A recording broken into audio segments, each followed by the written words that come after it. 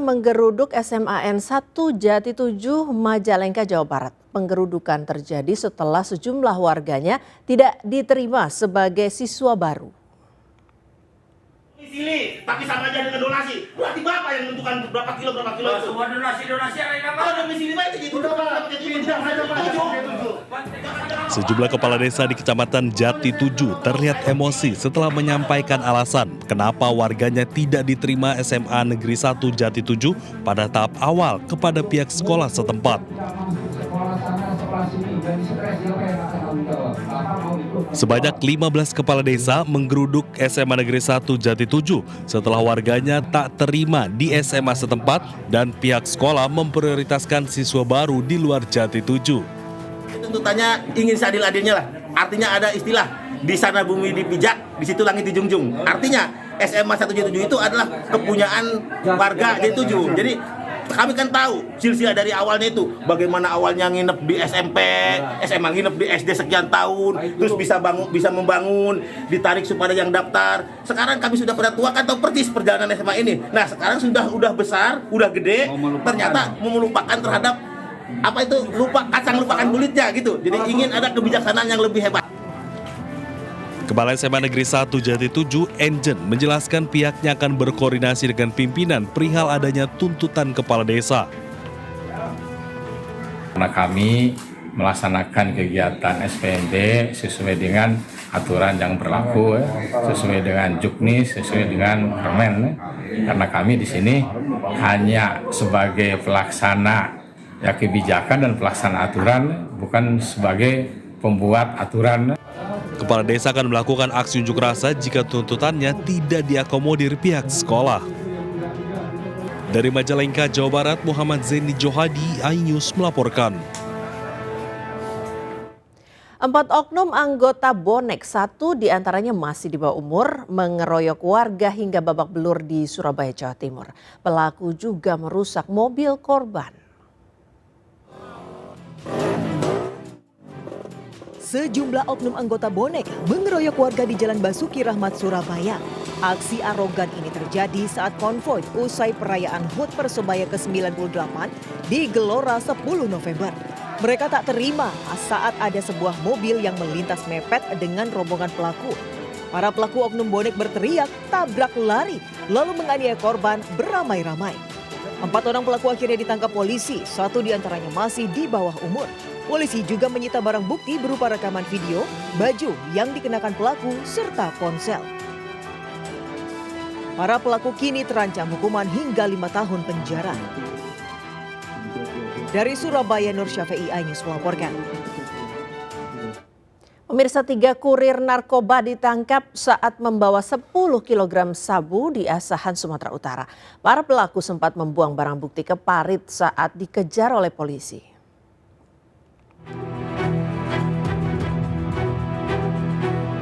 Aparat Satuan Reserse Narkoba Polres Asahan mengejar mobil yang diduga membawa paket narkoba. Saat dikejar, 3 penumpang yang ada di dalam mobil kedapatan membuang barang bukti ke parit di tepi jalan. Tidak butuh waktu lama, ketiganya lalu diringkus polisi. Para kurir narkoba ini mengaku akan mengantar paket sabu seberat 10 kg tersebut yang baru diambil di kota Tanjung Balai. Dari hasil pemeriksaan, ketiganya bukan kali pertama mengantar paket barang haram tersebut. Rencananya 10 kg sabu tersebut akan mereka bawa ke kota Medan.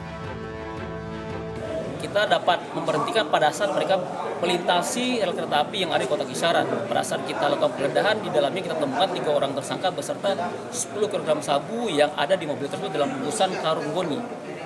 10 kilo itu Pak, sempat dibuang ya Pak saat dikejar ya Pak? Iya, sempat ini kejar-kejaran. Tapi kita menggunakan, ada rekaman kita bahwa itu barang mereka. Atas perbuatannya, ketiga pelaku kini mendekam di sel tahanan Polres Asahan. Ketiganya masih diperiksa intensif untuk membongkar jaringan narkoba ini. Dari Asahan, Sumatera Utara, Udil Amri, iNews melaporkan.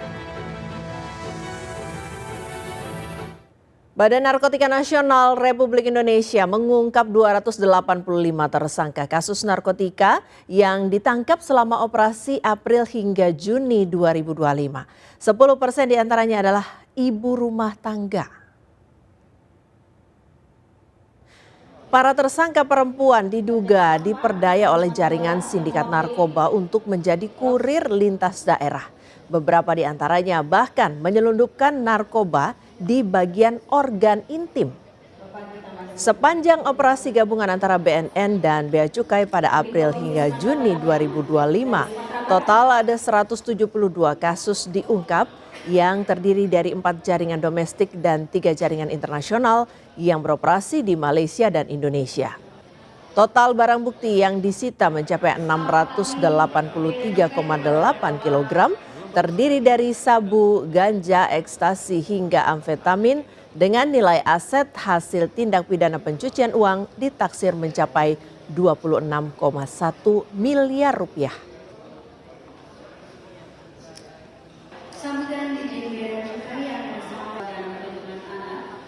Yang ini banyaknya kalangan perempuan atau ibu-ibu rumah tangga yang terlibat dalam jaringan sindikat narkoba.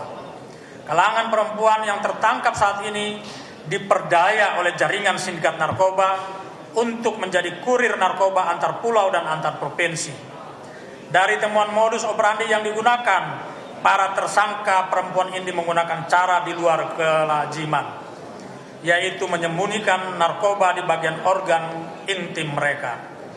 Sebagaimana yang dilakukan tersangka perempuan berinisial AL dan H. Mas Ritex Iwan Kurniawan kembali menjalani pemeriksaan di Gedung Jampitsus Kejagung pada Senin pagi. Ia diperiksa sebagai saksi kasus dugaan korupsi pemberian kredit pada PT Sritex.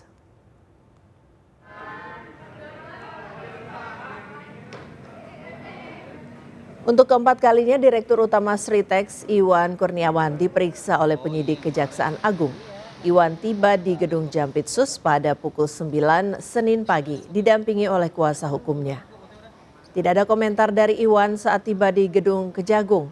Ia hanya melempar senyum sambil menyapa, kemudian berlalu ke dalam Gedung Bundar Jampitsus Kejagung. Iwan dimintai keterangan tentang kasus korupsi pemberian kredit pada PT Sritex saat ia masih menjabat sebagai Wakil Direktur Utama.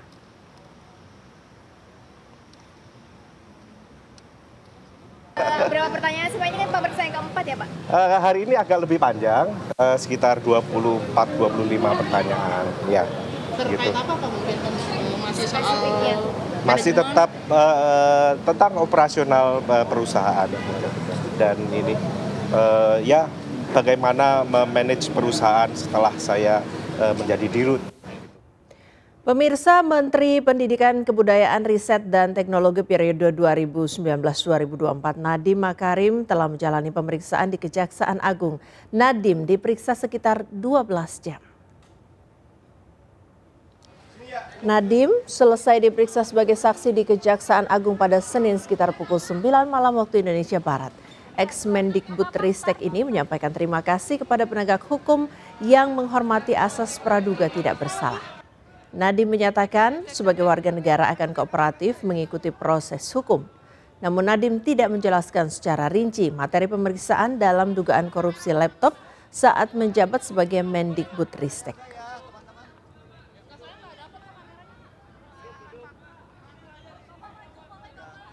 Waalaikumsalam wabarakatuh.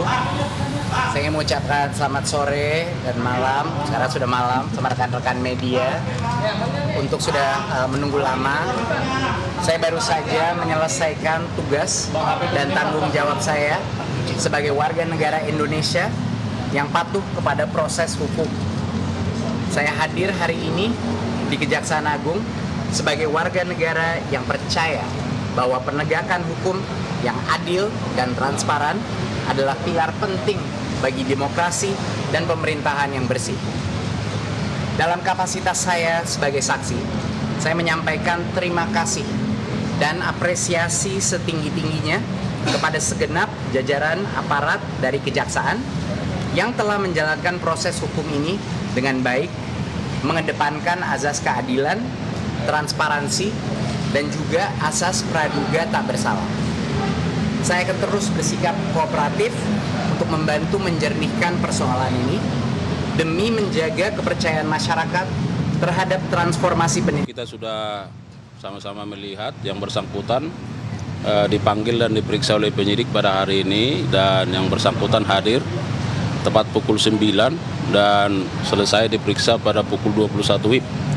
dengan 31 pertanyaan pokok yang barangkali dalam pertanyaan-pertanyaan itu juga ada pertanyaan-pertanyaan lanjutan dan penegasan.